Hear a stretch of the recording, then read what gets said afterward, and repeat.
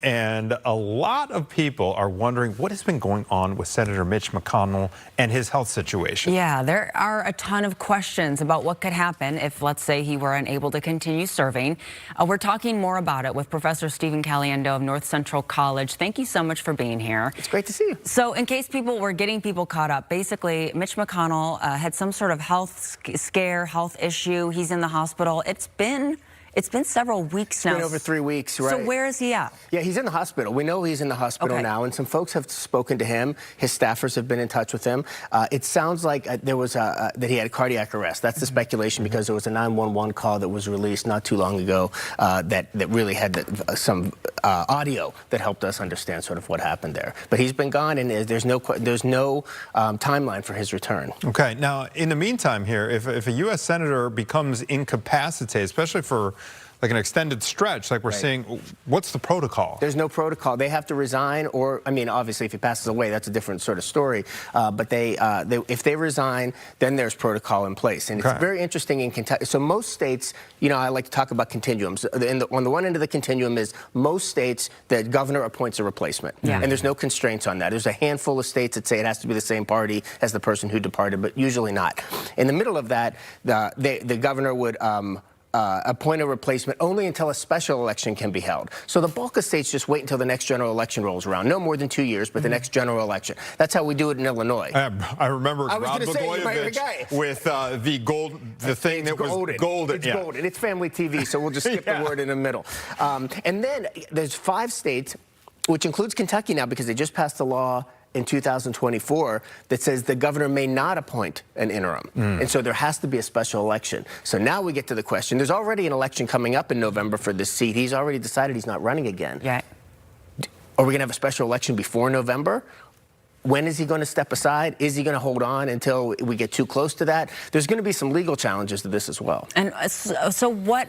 Okay, so this is just me kind of reading the headlines, you know, trying to gather as much information as possible. But I mean, Kentucky is a Democratic governor, and I had heard something about how that special election may not happen if they can push whatever's going on until August. Let's say, you know, let's think the worst right now. That's right. What's going on with that? Well, you know, the governor part is sort of, now it's out of the question after 2024, and I think there was some speculation of that's what, so the governor vetoed that bill when it came through, of course, and they overrode the veto. It was bipartisan, and so he doesn't have a right to appoint anybody. So in some ways, he's out of the question. There's got to be a special election, and it has to happen quickly, although the law doesn't say exactly when it has to happen.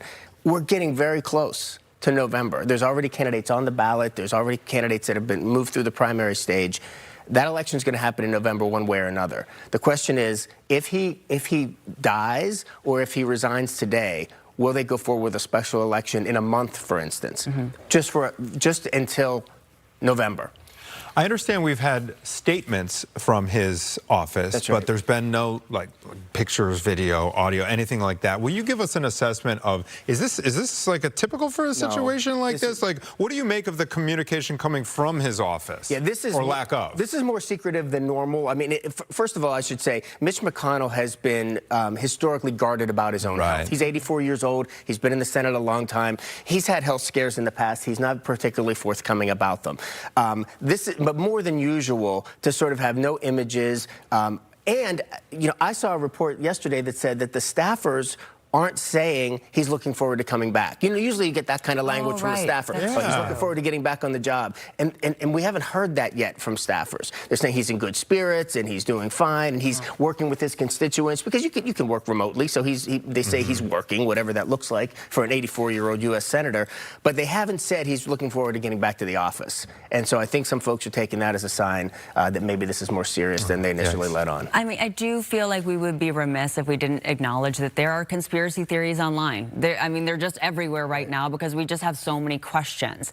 They suggest that this could have some political benefit if they don't move someone into this seat. What do you think about that? I don't know. I mean, the more fun conspiracy theories are the ones where the aliens came and got it. Those are much cooler. But no, with respect to whether or not there's a political benefit, look, this election's already going to take place. Despite the fact that there's a Democratic governor in Kentucky, it's still a very red state. It's most likely that they're going to elect another Republican, and that person would take office immediately after this special election. If we wait until the regular election in November, though, the person doesn't take office until January, with such slim margins in the Senate, that every vote matters. We are getting the wrap. Yes or no? Does Graham Plattner of Maine, does he drop out? Yes. Okay, yes, it's a yes. All right.